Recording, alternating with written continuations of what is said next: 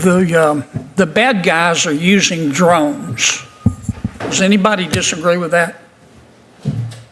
Okay. And the federal government has the authority to fight back, does it not? But nobody disagrees with that statement? Sure, Professor.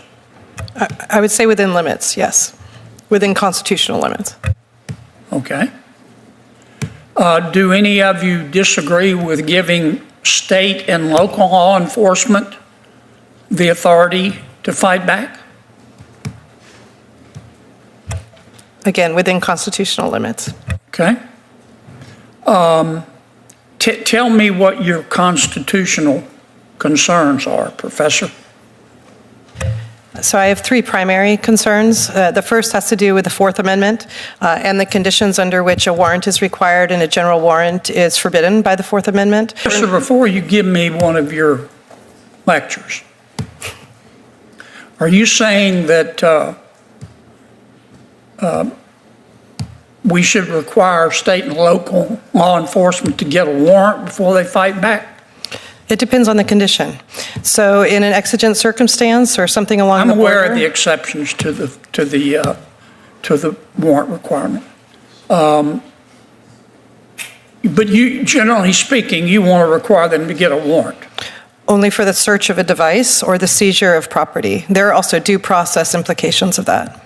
Things got heated in the Senate. Senator John Kennedy didn't hold back as he grilled a law professor over drone policies and constitutional rights. And let's just say, it wasn't your average queue in a session.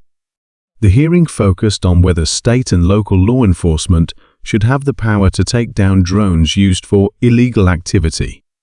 The issue: balancing national security with civil liberties. Don't forget to smash that subscribe button and ring the bell so you don't miss the political showdowns that matter most. A law professor invited to testify argued that while law enforcement should have some authority, it must stay within constitutional boundaries, highlighting concerns around the Fourth, First, and 10th Amendments. Kennedy, never one to mince words, challenged the professor hard. He asked whether these legal safeguards would just slow down or stop action against bad actors using drones. Have you ever heard of a legislative practice called loving a bill to death? Yes. Okay. And that's when you take a bill and somebody says, I'm really for this bill.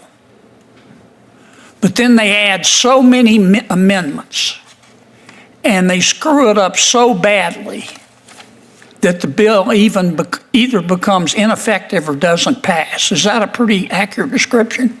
Of the term? Yeah. Yes. You're trying to love this to death, aren't you? I disagree. You're not really for giving law enforcement the power to fight back, are you? I am in favor of giving law enforcement that power and respecting constitutional limits. I don't believe you, Professor. Okay? You're not talking to Bambi's baby brother here. Okay? I've read some of your stuff. I think you'd be more intellectually honest if you just come out and say, I'm on the side of the bad guys here. I think we shouldn't give state and local law enforcement the authority to fight back. You're trying to make it as hard as possible, aren't you? We'll have to At one point, Kennedy turned up the heat with his now famous line, "You're not talking to Bambi's baby brother here." These weren't just academic concerns. He argued that sweeping drone laws could violate personal freedoms and overstep federal authority. We'll have to disagree on that point, Senator. Nah. You ever heard the expression, watch what they do, not what they say? I've watched what you've done. I know what you believe. Or you're on the FISA court? I'm not on the court. No, I'm an amicus for the Foreign Intelligence Surveillance Court and the Court of Review. Okay. Were you there when you guys issued all those bad warrants against Trump's people? I can't discuss my work on the court, unfortunately. Oh, it's top secret, right? You'd have to put me on the American people on double secret probation if you told them the truth, wouldn't you? No. I can't discuss my matters that I've handled before the court. I can This was more than just a fiery exchange. It was a collision of law, power, and ideology. On one side, national security. On the other, constitutional rights. And caught in the middle, the public. What do you think? Was the professor protecting liberty or making law enforcement's job harder? Drop your thoughts in the comments below. If you love breakdowns like this, hit that subscribe button, like the video, and share it with a friend who needs to see what really goes on in Washington. And remember, on this channel, we bring the heat from the halls of power straight to your screen. See you in the next one.